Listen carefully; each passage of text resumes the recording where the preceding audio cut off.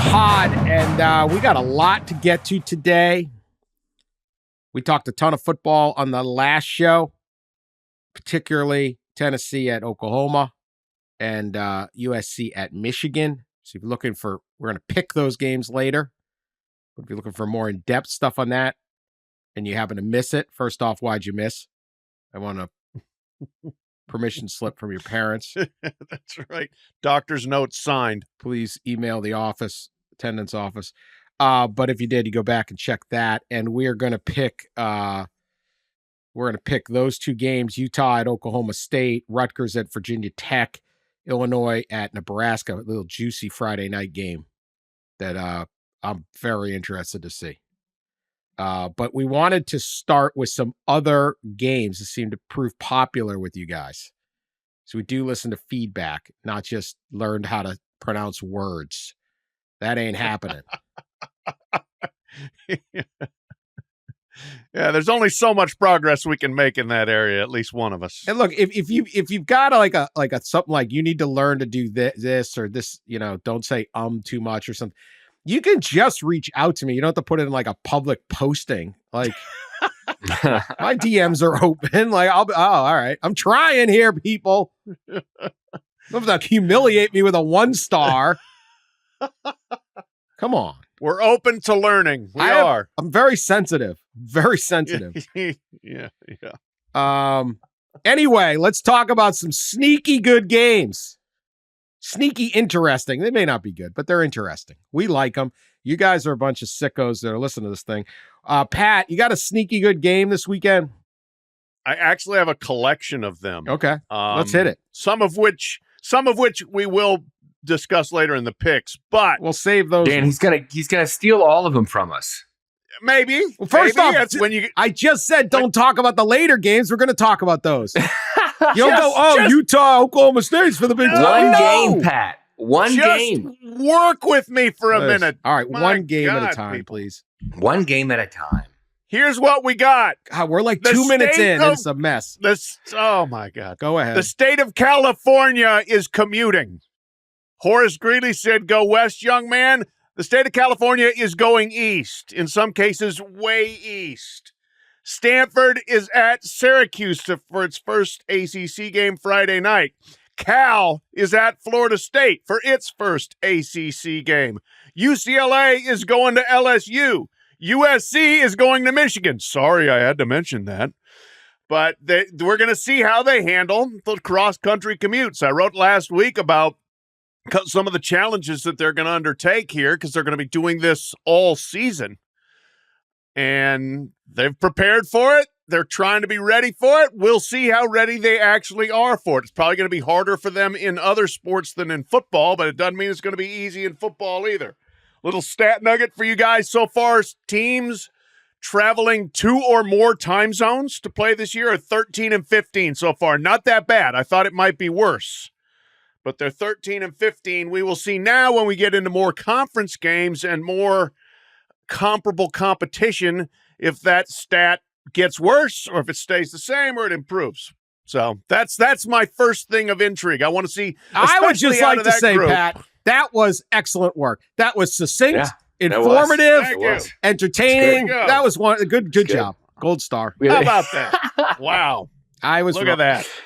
After being assaulted to begin with. Don't expect that from me, Dan. Well, first off, can we talk about the joyous, unexpected rise this season? I thought Cal joining the ACC was one of the dumbest things I'd ever heard of. Obviously, they had no choice. But the rise of Cal Twitter. Yeah, pretty solid. Yeah. Who knew these people were so funny? No one was paying attention. Now they're playing. I know. Who knew? Yeah.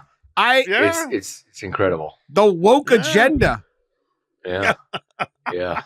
They're playing up the progressive nature. Like no school, I don't know a school in the country that embraces progressiveness, right? Like as a football fans. Because even if your school is like pretty at a very progressive thing, the football fans, they kind of rather it's a little more conservative or what, like they don't brag about it. They don't put a meme out there when they defeat Auburn that says Auburn Stadium is now property of Antifa.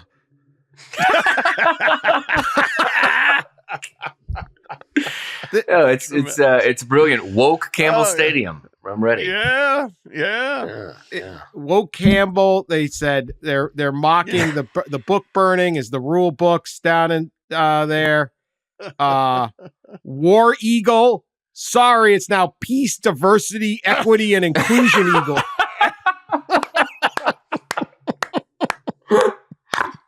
Oh my God! Yeah, how about the one of them was at halftime of the Florida State Cal game. We're going to be doing a prayer circle at midfield on the race theory, critical race theory. Critical race theory. They're all about that. Yeah. Woke Back Mountain. They're calling this game Saturday. Very good.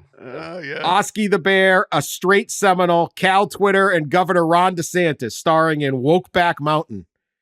Oh my God. Saying gay at a school close to you. 9/21. I mean, I guess there's going to be a stripe out at Doak Campbell this weekend. The floor. I don't know how many people are showing up.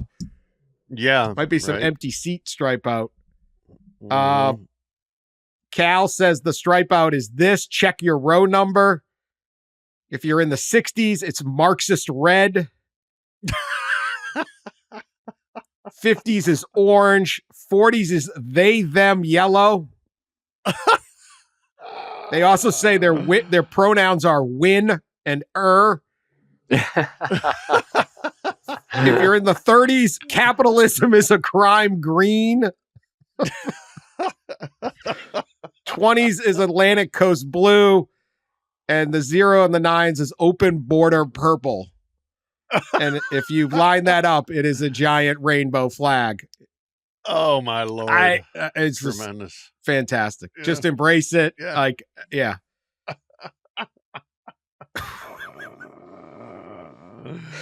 I actually beyond the political slapstick, I think it's a very interesting game because if Cal wins and Florida State loses, oh my God! I mean, the earth is going to just split open. Oh man! If Cal is 4-0 and Florida State is 0-4, good Lord, help us! Imagine the Cal Twitter then. Yeah. So, and who's their next victim? I don't know. Cal has an open week, and then. So they can get out of September undefeated if they win in Woke Campbell. Oh, everyone's stoned. Everyone gets stoned. Yeah, everyone just gets really high. Absolutely. I never saw this coming. Could not imagine that I would be saying the words Antifa on here. Hey, go. That's your thing, man. You gotta separate stuff. All right, Ross, do you have a sneaky, exciting game here? No. Okay. Yeah, I got one. This is an in-state, not so big rivalry, but is intriguing and is certainly for one team a trap game. Miami at South Florida in Tampa is really interesting to me. Obviously, Miami's played really, really well. It seems like a loaded team. Mario Cristobal's third year. This is supposed to be the year Cam Ward and them, the quarterback, played really well. But Alex Golas, former Tennessee offensive coordinator, now South Florida head coach. He's in his second year, and his first year they went to a bowl, and everybody was kind of shocked that he had him in a bowl game. And this year, they were hung right there with Alabama in the fourth quarter again for a second straight year. This feels like one of those trap games for Miami, and I am interested to see what happens with this one, and if South Florida can keep it a little tight in the second half, maybe even in the fourth quarter. I'm going to give you Michigan State at Boston College. And again, much like Antifa getting a mention on this podcast, did not see this one coming. But Spartans, Jonathan Smith, 3-0. They won at Maryland. They look good and improving.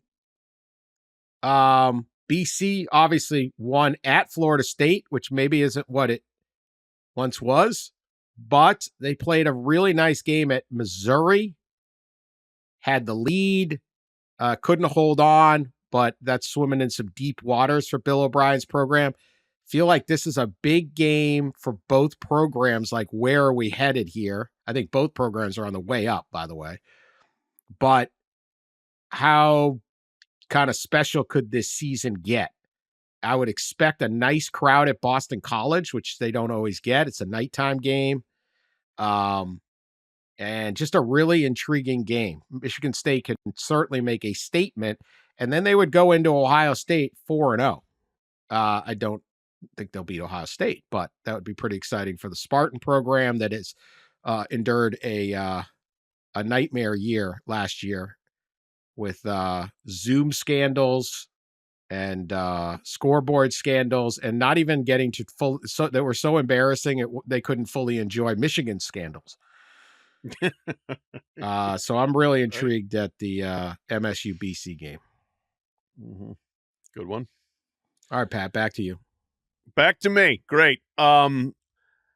After dark, Big 12 after dark, Saturday night late, Kansas State at BYU, 10:30 p.m. kickoff. It's a good thing Bill Snyder is no longer coaching. It would be well past his bedtime. It's going to end at 2 o'clock.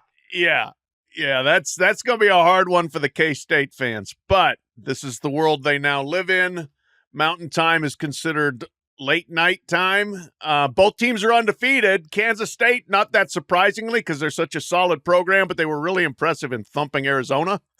But BYU 3-0, I'm not sure that was fully anticipated. Playing very good defense so far. Jay Retzlaff is a quarterback. They thought it might be Jerry Bohannon, who was transferred in, but Retzlaff beat him out, and he's been kind of a wild ride so far. Plenty of mistakes, plenty of good plays. You make too many mistakes against K-State, you're going to lose. But the winner of that will be 4-0 and feeling very good about themselves. I once covered a K-State game with Bill Snyder. It was a night game at West Virginia, and it went pretty late. I think we were at West Virginia, and he was drinking. He had a cup that he, after the game, that he was, this is like whatever, like 1 a.m, at midnight at least, I don't know. And I asked him what was in the cup, and he said coffee. He was still drinking coffee. Then I asked him how he took his coffee. He got perplexed, but I like details. Can you imagine how Bill Snyder took his coffee? As Black. plain as Course, humanly black. possible. Yeah, absolutely. Black. Yeah. Yes. Double brew it. Yeah, absolutely. No. Yeah. Double, yeah. The strongest possible. Could have killed. It's a half skinny latte. Yeah. No, I mean, I would have been like, Yeah. what? No. Got it at the Sunoco over here. All right, Ross, second pick. So in 2004, I was in my sophomore year, I think, at Mississippi State in college. And the Florida Gators came to town with, I believe, Coach Ron Zook. Do we have some like piano key music, like story time with young Ross? And I was a little student reporter, and Florida was like a 2-touchdown favorite, and I think ranked at the time, maybe, I don't know. But it was State and Sylvester Croom won the game. People rushed the field like crazy, including maybe a student reporter who probably shouldn't have. And then I think the next day, Ron Zook got croomed, as we all recall. So here we go. The fast forward, and Florida's back at Mississippi State with a third-year coach who's on the hot seat, and State's not very good, and Florida's got to be favored, right? Florida's favored by like 4.5 or something. Yeah, okay, not a big favorite, but a favorite. So here we go. It sets up. So is Billy Napier going to get croomed? I don't know, but that matchup to me is certainly very, very intriguing. It is not. It kicks off almost 12 hours after the game that Pat picked. Kicks off at noon Eastern. So we'll be able to see that one. Florida and Mississippi State. State is reeling, to say the least. Got blown out against Toledo at home. So you have to think that if Billy Napier and the Gators lose this one, there's probably not a whole lot of games left for Coach Napier.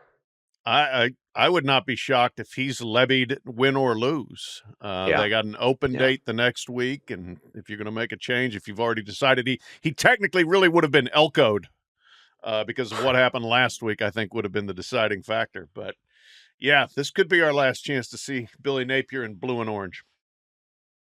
I watched some of that Toledo game as a fan of Maction, and that was not like an upset. No. Like the way a MAC team would normally upset. Like they blew them off the ball for 60 minutes. They just dominated Mississippi State. If Florida loses that game, they're going to leave Billy Napier at the Cam Newton Memorial Hilton Garden Inn in Starkville. And leave him at the tarmac of the airport there, which is called the Golden Triangle. The Golden Triangle, yes. GTA, maybe. Golden Triangle Airport.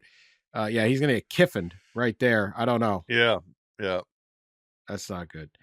All right, I'm going to take Arizona State at Texas Tech. Arizona State 3-0, had the big victory against, they beat Mississippi State, but only by 7. That looked pretty darn good. There was a comeback, though, but they dominated Mississippi State. It turned raised some eyebrows, but then Toledo did it better. Who wore it better? Toledo. But then they win at Texas State. Now they've got this at Texas Tech game. They're really working Texas in recruiting. I don't know how good Texas Tech is. They lost at Washington State. They barely beat Abilene Christian, but then they look pretty good against North Texas. So, but look, if Arizona State, which a lot of people picked to finish, however many teams are in the Big 12 last, if they get to 4-0 with a non-conference schedule of Wyoming, Mississippi State, at Texas State, and at Texas Tech, that's really, really nice for Sun Devils and Kenny Dillingham. We've been talking all year about the momentum of that program. So I think this is a really big game for both teams, and I'm sneaky interested. All right, any more, or should we move on? I could do a quick one. I got another one. Go ahead. Yeah, okay. Saturday night, Floyd of Rosedale game, Iowa at Minnesota. They play for the Big Pig. Both teams have had a disappointing home loss, close game. They probably felt like they should have won. Iowa against Iowa State, Minnesota against North Carolina. Minnesota has been better since Darius Taylor, their running back, got back into the lineup. I think the winner comes out of there feeling pretty good. The losers a little more disappointed, probably thinking that the season should have started better. Spoiler alert, it'll be low scoring. I think the over-under is 35.5. That might be too high. This is, two guys that love their ball control, PJ Fleck and Kirk Ferentz, but they've crossed swords a little bit in years past. I think they've kind of buried the hatchet, but they've had a little competitive feuding going on during games about, who was running it up or not running it up or whatever. Midwestern nice feud. Running it up to 24 points. 24-12. Yeah. Passive aggressiveness. They called a timeout with 30 seconds. They tried for a safety. Yeah, right. Anyway, so I'm looking forward to seeing that and seeing where the Pig ends up this year. Baylor travels to Boulder, Colorado. This game, 2-1 teams. Both have a loss on the road at a ranked team. Nebraska for Colorado and Baylor lost at Utah. This one feels this one, it's always of interest when Dion takes the field, obviously, and Travis Hunter, a potential Heisman. Obviously, we talked about it earlier this week on Sunday, I think. So any game with Travis Hunter is an interesting one. It kicks off at 8 p.m. On Fox. But this game feels like the team that loses is in for a fairly crappy season. No bowl, like 4 wins, maybe coach fired, especially down in Waco. And the team that wins maybe has a chance. It feels like that. That's just kind of the feel of this game. Baylor might have a new quarterback. DeQuan Finn, the transfer that started from Toledo, I believe.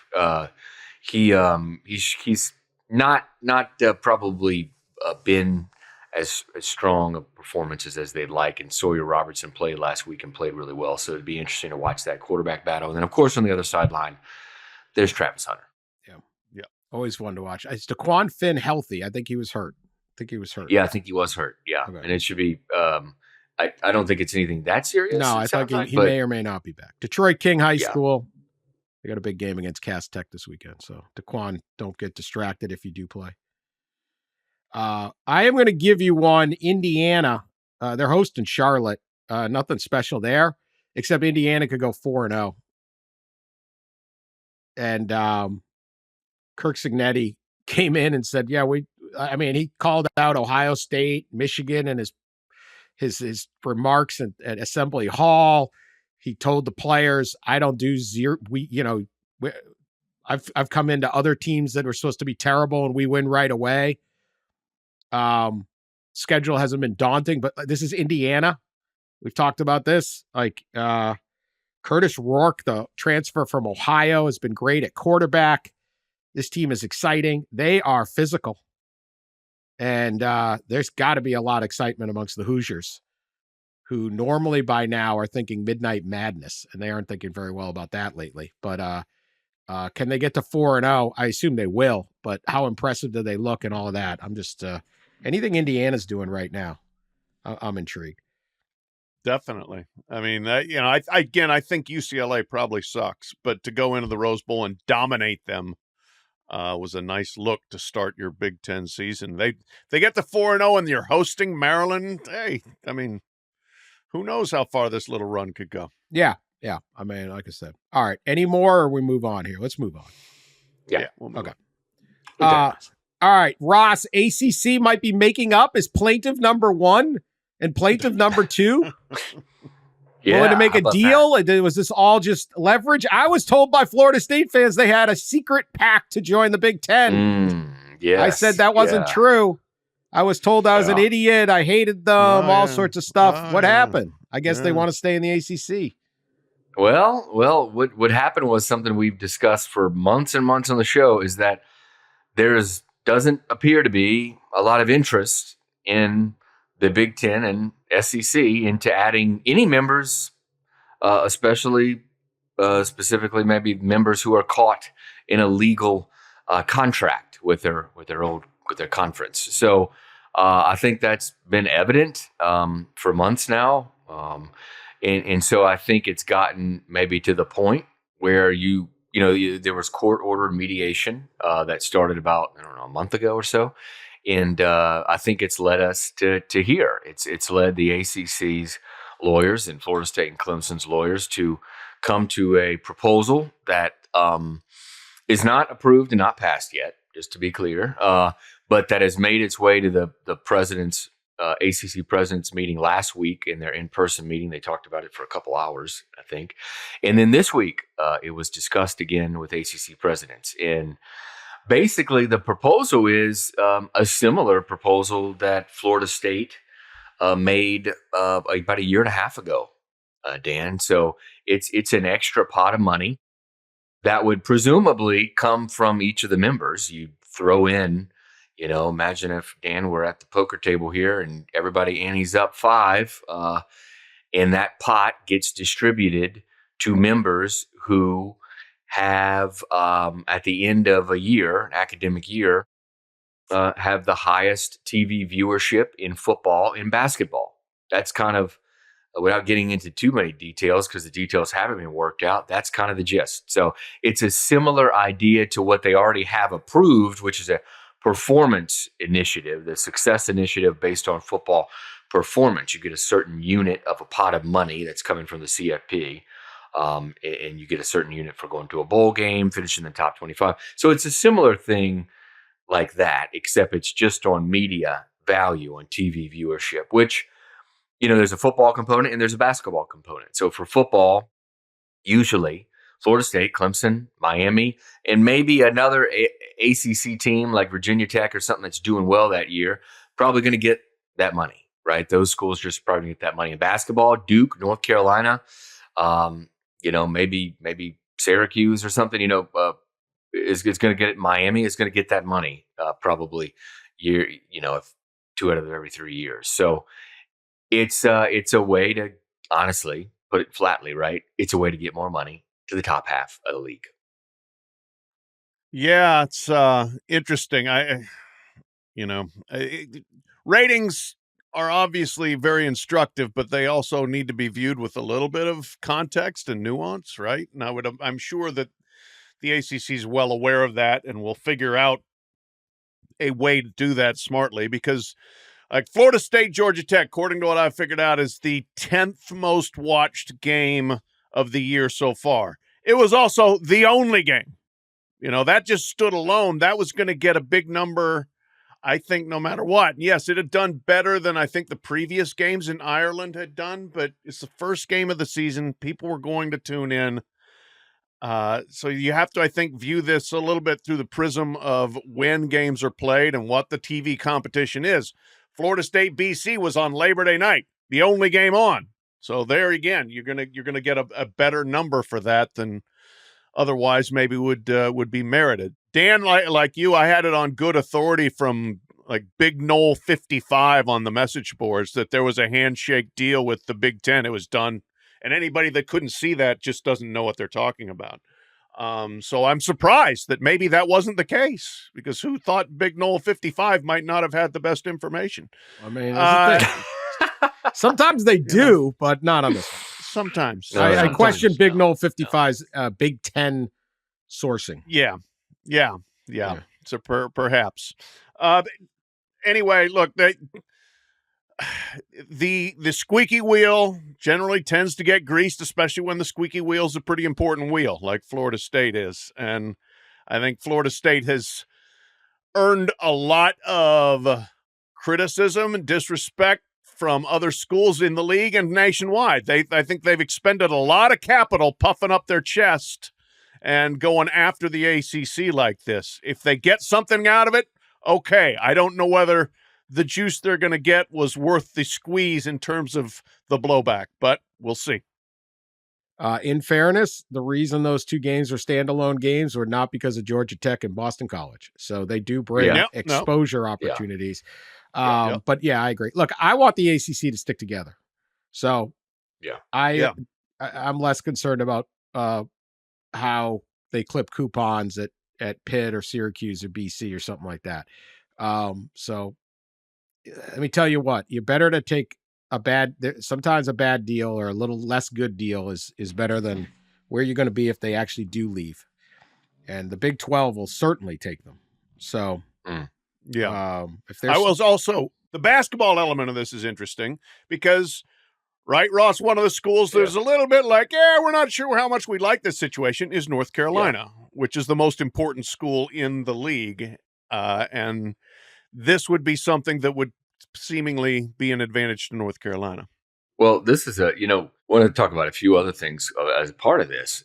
One of them is, obviously this hasn't passed and they have to get the votes. And there's the thought that they have to get 12 of the 18, I believe, which is 2/3, I think, if I'm doing math correctly. And to do it, you got to have some basketball schools. So this proposal is pretty smart in that it includes this basketball concept that could get basketball schools more money.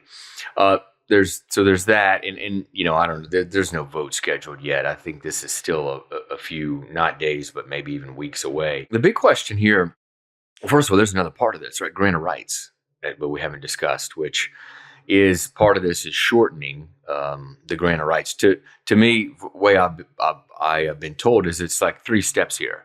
Right, step 1 is changing the revenue distribution model, like we're talking about, and creating this other pot. Step 2 is shortening the grant of rights. I haven't reported any year. Others kind of have mentioned a year that it could be shortened to. Right now, it expires in 2036. Big 10 TV deal and a couple other TV deals. Big 12, pops open between 2030 and 2031. So there's a good chance that those are the dates that are being discussed. And the third step in this is then if the first 2 steps get done, third step is just agreeing to settle, the lawsuits and settle all the litigation. So we'll see if that happens. But the big question for me is, does the additional money in this bucket, does it close the gap enough between the SEC and Big Ten? When you take the Success Initiative plus this new TV viewership money, if you combine the two, I've been led to believe that it gets pretty close to closing the gap. And the gap by 2027, I think the gap between the ACC and the Big Ten SEC will be around 30 to 35 million, I believe. And if you advance in the Success Initiative, if you advance to the college football playoff, you're going to reach the benchmarks of top 25, bowl games, CFP. And then if you maybe advance through, let's just say one round in the CFP, you're probably going to get around $15 million, 12 to 15 million. And if you get the viewership number, you might get another 5, 10, who knows, 15 million. They have not decided on how much really is in that pot. And that's 30 million right there. The problem is only one or two teams can get that every year. But you also get additional, if you're winning like that, you're going to get additional money of donations like we talked about and tickets and T-shirts and all that. So the point is win. Yeah. You better win. Yeah. It's funny how that works. All right. Don't start 0-3. We're going to be back after this message. This show's going to get off the rails really quickly, too. Oh, no. College sports news that, again, another one we didn't see coming. St. Bonaventure basketball has a new general manager. It's Adrian Wojnarowski, ESPN insider, former Yahoo Sports employee. Woj, legendary sports writing career. Pat and I've known him a long time. I've known him since I started in this. We were covering the University of Connecticut together at the time. Basketball team. Jim Calhoun just loved Woj. He was just, absolutely. Just what he needed was Woj poking at him every game. Oh, God. Great back and forths. Anyway, Woj obviously became very famous at Yahoo and ESPN for, he's a great author, writer, columnist. He's as good as anyone's ever done this, but became a newsbreaker because that's really what became valued in sports media, which is it's interesting. Would reveal the NBA draft picks before ESPN was able to show them. So then ESPN hired him. Anyway, he's 55. He's retiring from sports media, and he is going to go and be the general manager and like the NIL guy for St. Bonaventure basketball, his alma mater, this mid-major in the Atlantic 10. And this is the interesting part is not Adrian leaving ESPN. It's where he's going. He could have gone to an NBA front office. He could have gone to work for CAA or something like that. He's got all these contacts. At least one major college program heard about this and tried to get him to switch to them. Come help us win a national title. He said, no, I'm going to help the Bonnies. Pat, your thoughts on this? The GM role, bringing in sports writers. Yeah. Hacks win, one of the greatest wins in sports writing history. People actually want us now. I can't believe it. Want us to do something athletically related other than criticize their teams. No, all hail to Woj. As you said, awesome career. Known him for a long, long time, early 90s perhaps. And he's is incredibly talented and would just absolutely go after people in his columnist days, which I appreciated. And Dan, you wrote a great story, great column about him. The thing you said there that resonated, and I think will continue to resonate at St. Bonaventure, is for Woj, it wasn't about getting rich, although he got rich. It was about beating everyone else for the story and competing for the information. And that was always what drove him. I will never forget being in London in 2012 and Yahoo were all in the same hotel, right? And coming back from covering the swimming at 2 a.m., getting off the metro and coming in, and Woj is sitting in the lobby with his laptop. I'm like, what are you doing? He's like, I'm monitoring Dwight Howard free agency. It's like, dude. What a life. Dude, stop. But he would never stop. There is no stopping. No. And so that's why, part of me is like, oh, man, you can downshift a little and kind of go into this maybe a little less hectic. But you know what? He's going to get in, and he's going to compete in that, too. He's going to be like, oh, Dayton's trying to get that guy? Guess what? We're going to go get that guy. And it's going to be, I think, you're going to see the same things that made Woj great as a reporter also make him probably very good as a general manager. I just can't wait to see it. It's going to be really a fascinating turn. And the general manager role, we've talked about it in football.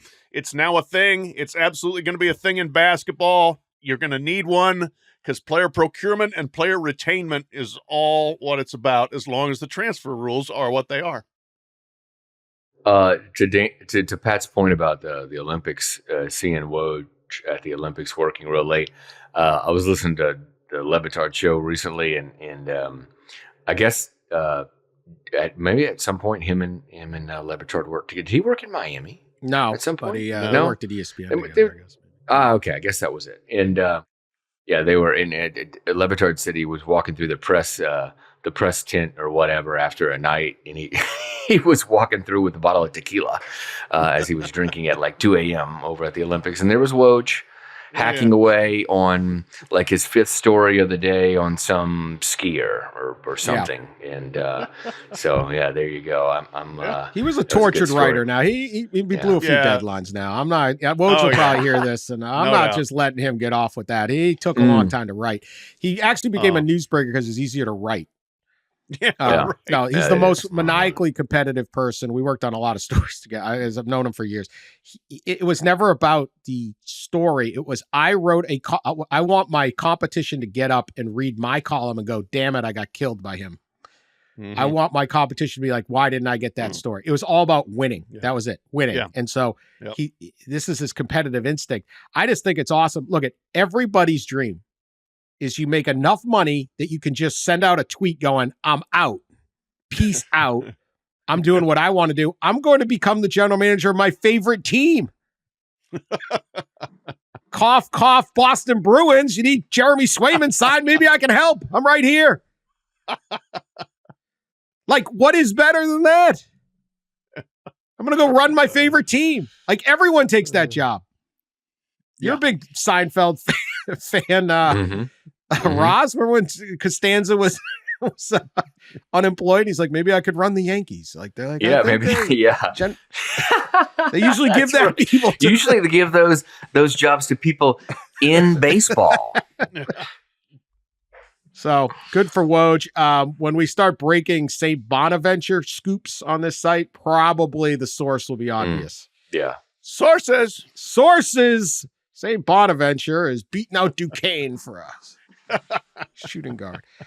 I just can't imagine. Wait, Dan, I want one more thing. I just cannot imagine either, I guess, caring so little about money or caring so much about maybe your life quality that you would literally take, I think, an $8 million pay cut. Yeah, I mean, you got to know this guy. Can. Yeah, he lives in the same house that he did when he was. I know. I saw that in your column and was struck by that. He likes TGI Fridays. Is his thing. He's probably got some T-shirts he had. He used to work out in Fresno. Like, nice. Money. He's got a lot of money, but yes, it's still a big gulp. It's like, wait a minute, what? But hey, I'm sure I was like all of us. Well, not you, Dan. Obviously, maybe knew it was coming, but like all of us, when you saw the tweet, you have to click on the profile to make sure you're not getting bamboozled. His final Woj bomb was about himself. Yeah. I mean, it was just fantastic. Epic walk-off. I will say, just to your point of him being a tortured writer, that did remind me of the Nagano Olympics, I think, in 98. And like 5 a.m., he's the last one in there. And he would be sitting in the very back of the room. And anytime somebody walked by, he'd pop up with his head and look and maybe go talk to him because it would take him away from writing because he didn't want to finish the column because it was hard, you know? Columns were excellent, though. Yeah, but yes, they were always a tortured good. writer. Always Sometimes good. It looked like he was working on his fifth. Not taking Still the that. first one. All right. Speaking of the transfer portal, Marshall, Coach Charles Huff. We love Charles Huff. Great coach. They're playing Ohio State this weekend. Joe, cue his comments on he using the big platform of the big game to let players know, particularly Buckeyes, he's got something to offer down in Huntington. Love to have some of those guys from Ohio State too. So if they want to transfer on down, we've got a Tutor's Biscuit NIL, all you can eat. So if any of those guys that run really, really fast at Ohio State, like Tudor's Biscuits, I promise you, all you can eat all day if you transfer here. So, but yeah. I just reminded of like Pulp Fiction when it's like, that's it, I'm going, right? Samuel L. Jackson's. A credit to Ryan Day for laughing and being part of the joke, not getting upset that he's tampering. Like, thank you. Right. I was like, oh boy, it's kind of against the rules. Ryan said handled it like, perfectly. we as coaches take things often too seriously. Yes. Like, no. Yeah. So, FYI, if you're looking for Tudor's Biscuits, and I'm guessing they're pretty good, Marshall, go Herd. Huntington, West Virginia. You sell what you got. That's what they got. I love Huff. He's a good guy, and that's what they got to sell in Huntington right now. Tudor's Biscuits. Maybe a little bit of other NIL grease, but probably not what Ohio State's. I've never heard of Tudor's Biscuits. Probably Good? a local spot, right? No, they're a chain. Oh, right. Tudor's Biscuit World or something. Tudor's Biscuits World. I love the ambition. Yeah. They got their own world. Locations here. I'm looking at the locations. They're heavy in. So you know what? They're heavy in Ohio, but also into West Virginia, some Virginia, a little bit of Kentucky. We got them. Well, they should pay more to this NIL deal because he got him a lot of publicity. Yeah, I want a Tudor's Biscuit. Yeah. All right. Dumb fans making outrageous guarantees on Twitter is just taking off. This is at Saint Bill Snyder. Oh no. Obviously, this is maybe Bill Snyder's. I don't know. Anyway, not a real. He's been sainted yet. I don't think he's maybe. Say at St. Bill Snyder. I don't know how would we find this person. If K-State loses to BYU, I mean, this is not a guarantee. So this suggests maybe this guy, maybe he wouldn't mind. If K-State loses to BYU, I'll shove a beefy 5-layer burrito up my. Come on now. What? Kazoo. That's what he said. What? That would be a bit messy. Oh my God. That would be messy. 5-layer. What are we? Also, I don't think that's possible. Let's not get it. I would think you'd want to go chicken or something a little less. Oh. I mean, okay. Well, that's what it said. It gets worse. No. At Cyclone Larry 69. Nice. Oh, boy. Yeah. Cyclone Larry. If Iowa State loses to Arkansas State, I will eat the beefy 5-layer burrito this guy shoves up his. Come on. If K-State loses. Yeah. Oh, all right. God, what is wrong with these Midwestern people? Leave the burritos out of your backsides. Play that song, Joe. This is the thing about Iowa. Yeah, there it is. There it is. Hooray!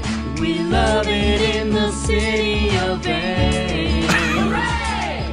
We love it in A. It's beautiful in autumn, late December brings snow. Ames is a safe place, the crime rate is low. We've got great schools, the students score high. We go for number one, not just to get by. Ames High to the bronze. We think that's great. Over 357 schools in the state. If you visit here, you won't want to go home. Join us with a hooray for the awesome Cyclones. It's ISU, the home of Hilton Magic. All right. You can shut it down there. So you hear songs like this, right? The happy people of Ames bragging about their water, bragging about their school system, bragging about there's no race wars. That takes a dark turn in that song. And you think of all the people of Iowa. You think about sweet corn, right? Caitlin Clark, butter cows, caucusing. They're always caucusing. Let's have a caucus. Loose meat sandwich. They seem like the nicest, most reasonable people. And then there's this other angle that Cyclone Larry's letting us a little picture in. Don't be fooled by the people in Iowa. This guy is, I don't even know how this would work or why. Yeah. There's some, all visual scenarios of this are very bad. Very, very bad. Cyclone Larry just throwing a little window out there. You think they're all happy people in Ames and around the state, but there's a side there. There's a side. Keep an eye on them. Oh, Lord. What are you guys doing with these bets? Did the TCU guy ever get tasered in the nuts? I can't keep up with them. I hope not. Oh my gosh. But yes, let's just leave everything, that's down there in that area. Leave it out of your football, right? Let's not, be betting on things you can do to torture yourself based on whether or not your team wins. Please. All right. Normally don't do a people's court on the race for the case day. I know the show's going to go a little long, but there are emergencies that have to happen. There are justices. There are wrongs that need to be righted. And this one comes out of the Oklahoma State Fair, which is going on right now. And it leads to a little what we dealt with our guy Zach Spangler up at Purdue. Like, could there be a contest that needs a real judging? So think big on this. First off, the Oklahoma State Fair has something called the Stinkin Sentra contest. And I wasn't aware of this. See, try to make a show that's informative and entertaining. Some people talk about the linebacker rotation for the Sooners. We talk about the Stinkin Sentra. So I prefer that. 4 strangers get in a Nissan Sentra. You don't know the other 3 guys. Could be woman. No woman would be dumb enough to enter this contest. And you sit there until you're the last one sitting. The other 3 quit. Oh my God. And then you win the Nissan Sentra. Probably what? a lease. I don't know.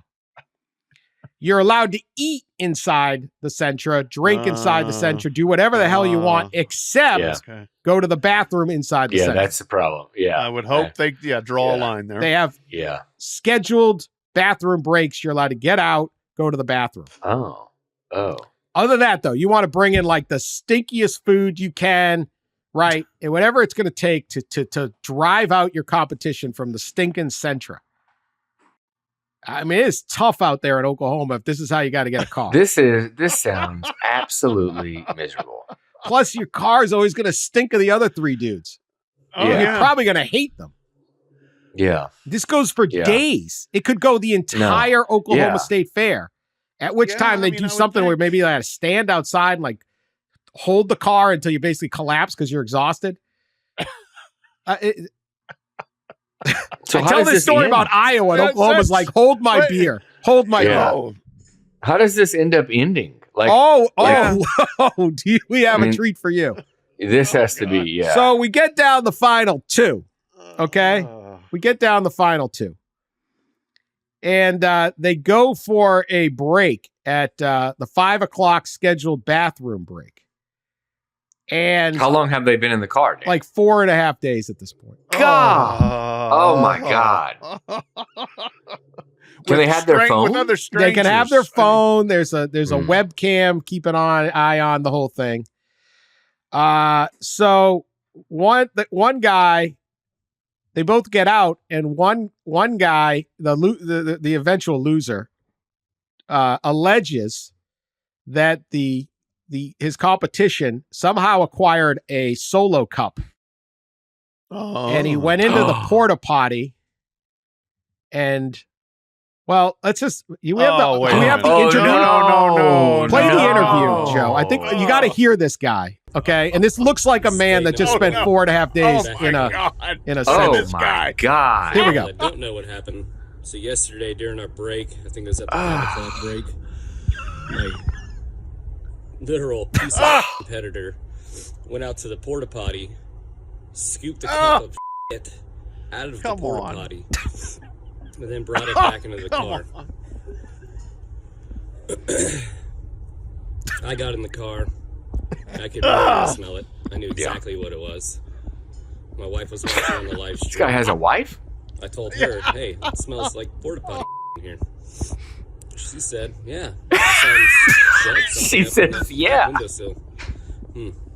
So I text the Dent Source people that are in charge of this competition, mind you.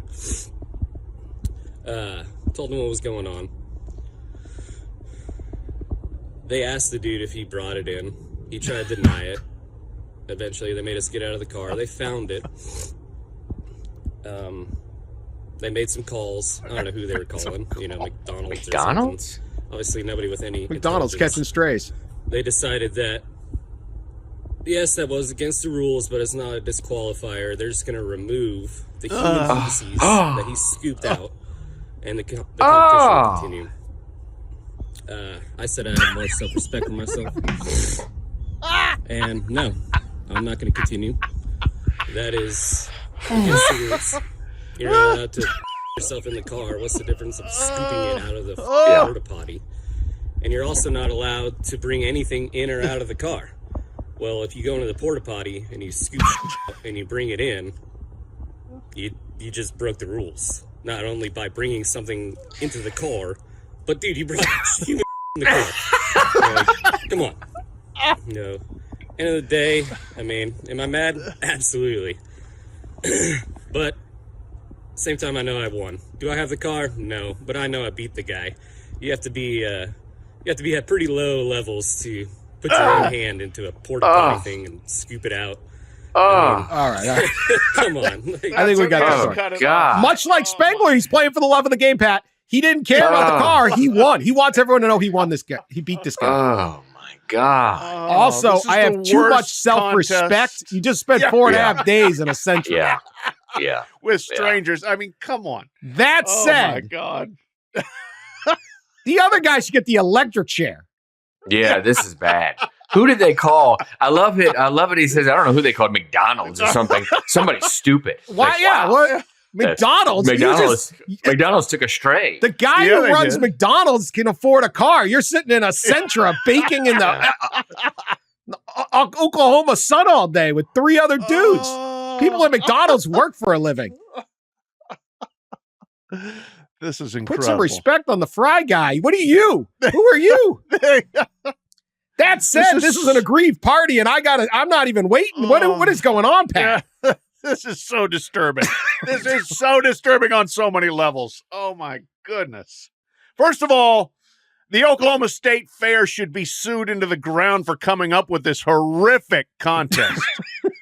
I mean, you are putting people, this is the worst degradation you could possibly ask for, to put 4 strangers in a Nissan Sentra until they give up. I mean, what the hell? A Sentra isn't worth it. I'm telling you, a Nissan Sentra is not worth what you're putting yourself through. But then, yeah, no, this guy, like at the end here, I mean, I guess you get to the point like Total Warfare. All ends will justify the means as long as you're the last one alive. But no, this is so wrong. And while I am profoundly disturbed by our loser, I'm more disturbed by the winner. So give the horrific Nissan Sentra that will smell like whatever back to this poor scrapper. Oh, brutal. You know, my wife can kind of hear me. She's in the other room, and she can only hear what I say. Obviously, she can't hear what's going on the pod. And so during that clip, obviously, I was, saying things like, So she just texted me live while we were taping the pod. Are you guys on OnlyFans? That's a whole other turn of events. And this is gross. I was just Googling, some stories on this. I just love the headlines. Stinkin Sentra contest. Yeah, the Stinkin Sentra. It's a thing. Stinkin Sentra. And I just like to say a porta potty would be awful under any circumstance. Oh. Complete 100% no-go zone. Okay. Yes. However, considering the consistency and the nutrition of fair food, and the people that would attend the Oklahoma State Fair, and the fact that porta potty's baking in the sun all day because it's hot in Oklahoma right now. Oh, I would think Oklahoma State porta potty would rank in the top 3 State Fair. That is top 3 worst. Oh, it's hot, you know. Yeah. Oh, These guys, they got to sit in a Sentra. They don't even park the thing near like the facility. You could go into a real bathroom and use like real like soap and water. The whole thing's just a disastrous idea. Boomer, baby, horrible. boomer. I don't know what that car smelled like at the end of this, but this guy who kept the car, he better go to a really good cleaner. Yeah, really good cleaner. Yeah. He's probably living in the car. Also, this is definitely illegal, right? This was against the rules. You can't bring anything. What does that say? He's probably living in there. I mean, you know, that's probably why he stuck it out. Again, we did not have time for this in the show, but this is an emergency people's court. It's like they can get the Supreme Court to, like, there's a pressing concern. They get the Supreme Court to get together, even though they're not in session, and rule on something. I felt this merited it. Oh, yeah. This was an emergency. There should be a stay. For sure. This is just, the whole thing is terrible. Give that man his Sentra, not that one. Another one. Yeah. What in the world? All right. We'll be back with Race for the Case, some actual football talk. All right, let's pick some games. Again, apologies for the long show, but I'm too traumatized. I can't do it. Yeah, I know. Yeah. Hey, look who's leading Race for the Case. Me, 11-7. Joe, 10-8. Pat, 9-9. Ross, doing great. 5-12-1. Good work, buddy. Number 24, Illinois at number 22, Nebraska. Huskers given 7.5 Friday night, 8 p.m. on Fox, the big network. Pat, who you got? Really excited for this game. There's actually another 3-0 versus 3-0 game Friday night, too. San Jose State, Washington State, but this one will be a nice precursor to that at 8 o'clock. I'm going to take Illinois and the points here. I think that Bielema will have he's got a very good secondary as usual, and they've got 6 interceptions already this year. I think they're going to have a little something for Dylan Raiola, at least make it difficult for him. True freshman, 4th career start. I think the defense is going to ramp up a little bit and make it hard enough that Nebraska will not be able to run away from the Illini, and the Illini will cover. I like that hook on the end of the 7.5. Yeah, if it was like 7 or below 7, I think I would probably take Nebraska, but it's a little more. I would take Illinois, but I think Nebraska's going to win the game. But Illinois has played really well defensively, as Pat said, but Altmaier's playing good too. 6 TDs, 0 interceptions. So I think they do enough to stick around. But in the end, I think Nebraska wins at home, but give me the Illini to cover. Yeah, I was pretty stunned by how wide of a margin this pick is. I don't think anybody realizes that this Illinois defense is really good. It's almost as good as it was a couple of years ago when they had Devin Witherspoon a part of that secondary. They're picking everybody off. They made Jalen Daniels look pedestrian. Freshman quarterback, absolutely they're going to cover this. 7.5. I know it's on the road, but feel pretty confident about this one. This spread didn't make sense to me either. It's like one of those you get nervous. What does Vegas know? Because this is where they trick you. But, same thing. And Nebraska had a great win against Colorado. They only scored 28. Right. And there was with a pick 6. With a pick 6. So, wild scene. It's going to be great. Fired up for the game. Nebraska, I think, wins. But I'll take 7, and especially with that hook. I'll take it. Illinois. USC giving 5.5. Ranked 11th at number 18, Michigan. Wolverines a home dog. 3:30 on CBS. Ross, first pick. So we talked about Michigan quite a lot lately on the podcast, and how they have not looked great in offensively. They don't have much of a quarterback, I think, and the struggles offensively are real. And the struggle, the USC defense has played really well with DeAnton Lynn. Obviously, he's got that defense playing well. I think good enough to certainly go on the road and win the game. I don't know if they're going to win by 6, though. That's kind of going back and forth on this one, but I guess give me the Trojans to cover that 6. I don't have a whole 5.5. lot of faith in Michigan moving the ball. Okay. 5.5. Yeah. 5.5 spread. Yeah. So win by 6. Yeah, I'm taking the Trojans. I'm a little surprised, frankly, that Michigan didn't disguise the quarterback change, because it seems like a pretty drastic style change of the way they're going to play if you're going with Alex Orji from Davis Warren. Theoretically, you're going to be much more run-based, dual-threat quarterback action, and so you gave USC all week to prepare for that. If you're going to make the change, I might let that sit until Saturday morning before letting it be known. But that's what they did.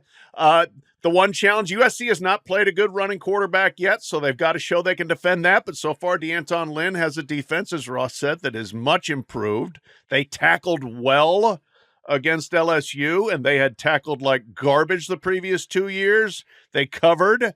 I expect them to be able to do it against a not very good Michigan offense. So I am rolling with the Trojans to cover that spread, win by at least a touchdown. Another line that I'm kind of surprised by, it feels like it's pretty low, considering we already saw this matchup, similar type of matchup occur, where Michigan played Texas, a team that's got really good receivers, a confident quarterback, underrated, stout defensive line, and they walloped Michigan when they played them. That was separated from the first quarter and beyond. It just snowballed and snowballed. If we saw Texas do that, I don't think USC is on that same level as Texas right now, but they're close and they're built pretty similarly. So I feel pretty good about this as you guys do. Give me USC, the Trojans, to cover. Michigan 0-3 against the spread. Haven't shown any offense. They're on quarterback 2. Colston Loveland, their best probably offensive player, is questionable. He was injured last week. Till Michigan proves anything to me, I'm not even sure they're a ranked football team right now. So I'll take USC. Utah, ranked 12th, giving to at 14th ranked Oklahoma State, not far from the Oklahoma State Fair. Not to be confused with the Oklahoma State Fair. You drive your new Sentra up to. Keep the Sentra away from that field. Huge college football weekend in Oklahoma, which is awesome. It is. Yeah. Really fun. Really fun weekend at Oklahoma State. And we'll get to the other one, the Tennessee, Oklahoma next. 4:00 on Fox. Pat. Yeah. New Big 12 matchup here. The mullet as a home dog is dangerous, but I just got a feeling like Utah's put it together well enough. And Cam Rising did not play last week, but I would expect him to be back this week. And they're just different with him at quarterback. They're very good defensively, as always. Oklahoma State, Ollie Gordon, they have not been able to get untracked. And so if you get one-dimensional throwing the ball against Utah, I don't think that would work well. I think everything adds up to Utes winning and covering a small spread. I think with Cam Rising, would feel pretty good about picking Utah to cover. Without him, I think I'd feel like Oklahoma State would cover. So I'm going to say like Pat that Cam will be back. And that Utah will go in there and win that game. I don't feel really good about it, but there you go, Dan. So for the what's been declared the Unk Bowl, because they've got two ridiculously old quarterbacks in this game, Cam Rising, got to give him the edge. I know he's been a little bit banged up. I can't help but remember and look back at that Arkansas game. If it wasn't for Arkansas completely shooting themselves in the foot, they got ran all over in the first half. We know that Utah can run the football. Micah Bernard has been fantastic for Utah. I don't think that they're going to blow past them, but 2 points feels accomplishable for them to cover and to win this game. Bowman's going to have to play great because Utah's defensive line has been really, really stout. And Ollie Gordon hasn't been able to get going. So I'm taking Utah as well to cover that too. Yeah, great stat to what Joe was talking about at College Sports. Alan Bowman's 24, Cam Rising's 25. So the combined age of the starting quarterbacks this game is 49 years old. Just some kids playing football. 7th year. In comparison, the combined age of the QBs in Sunday's Colts-Bears game, Anthony Richardson versus Caleb Williams, is 44. So I'm taking Utah. There's not a lot of variations here on the old picks. So we're all going down. That's Very boring. Very boring, but I'm not getting suckered into anything. All right, part 2 of the drama in Oklahoma. Number 6, Tennessee, giving 7 at number 15, Oklahoma, 7:30 ET on ABC. Should be a fantastic scene and a big game. Ross?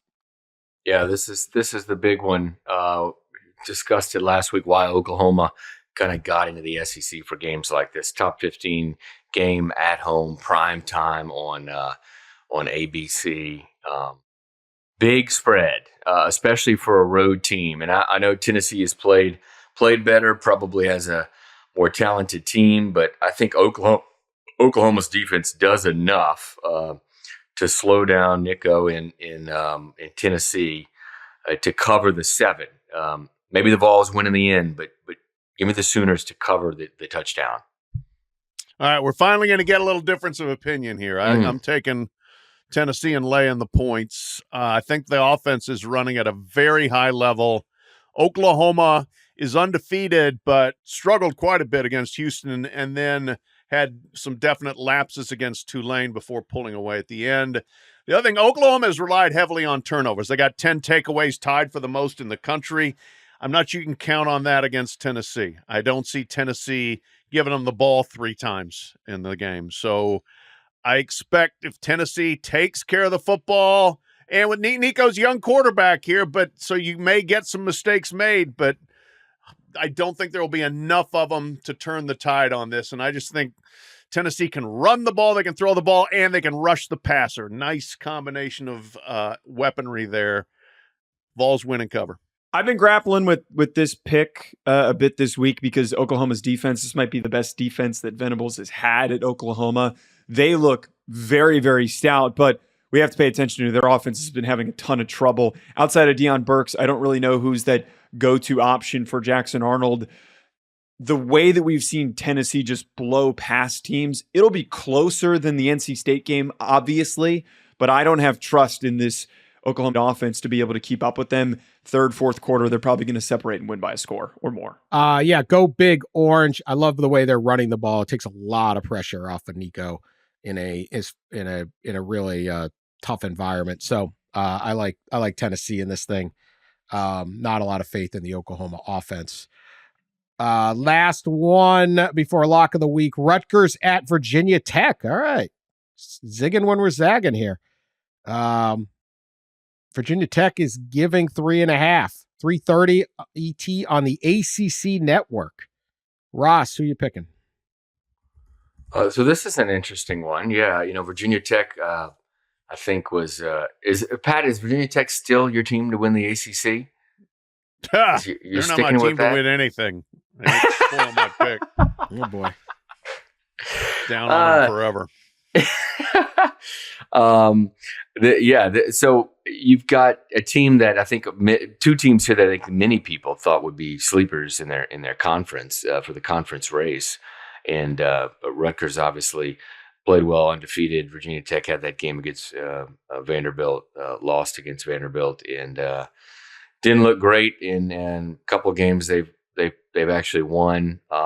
So I like Rutgers to go in here and go into Lane Stadium and cover the spread.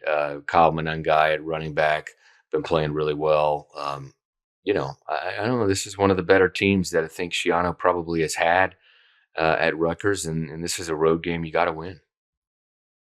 Yeah, I'm rolling with the Knights here. Kyle Monangai has been my man crush for the last year plus. I love him. He's got 373 rushing yards in 2 games. Obviously, the competition ramps up significantly from Howard and Akron here, and they're on the road, but Lane Stadium's been an overrated home venue, and I don't think this Virginia Tech team, which burned me, is worth supporting. So I am down on Virginia Tech. Death to the Hokies.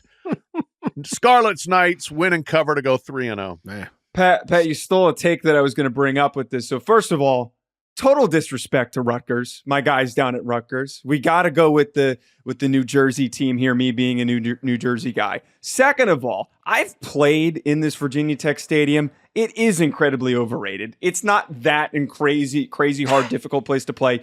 Rhode Island kept that game within a score for a period of time when we played against them when I was at URI. I don't think that this road situation is going to hurt Rutgers. Monungai has been fantastic. I think they outright win the game. If you want to take a money line, I would do it. Bang.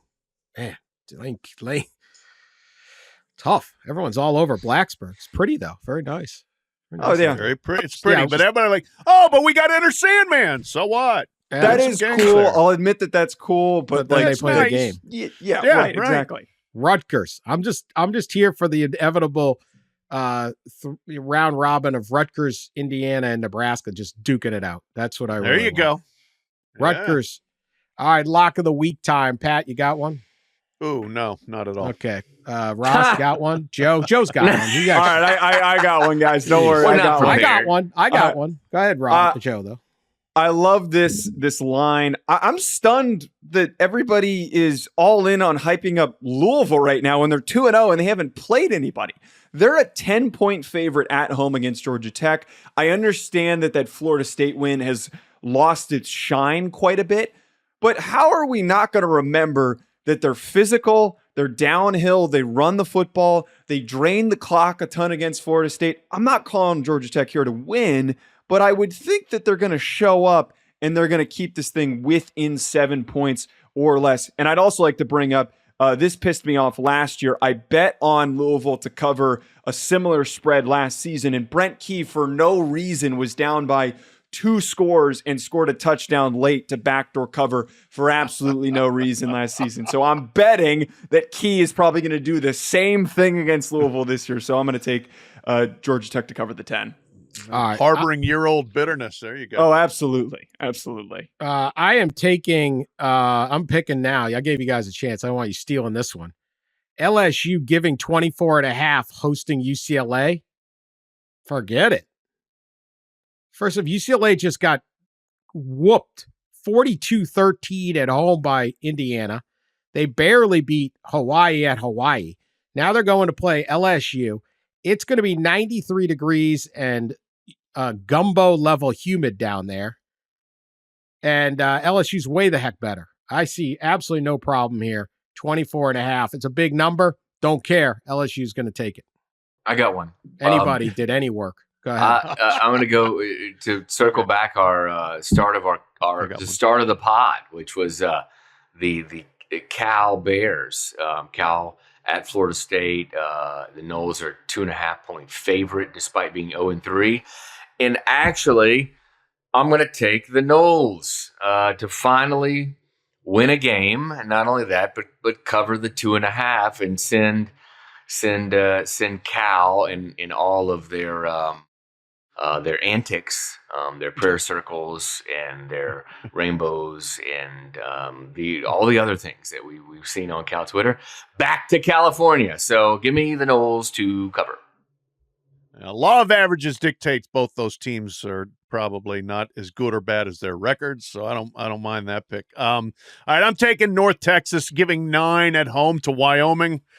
We've seen Wyoming. That's a bad team. Yeah. Bad teams need to be bet against on the road. So North Texas is nothing special, that's for sure, but Wyoming has major issues, so I'm taking the mean green to win and cover. That's a good pick. All right, we went long, but we had to. There was just too much. It was just too much. Too much. We got to keep our people informed, and that's what we tried to do here.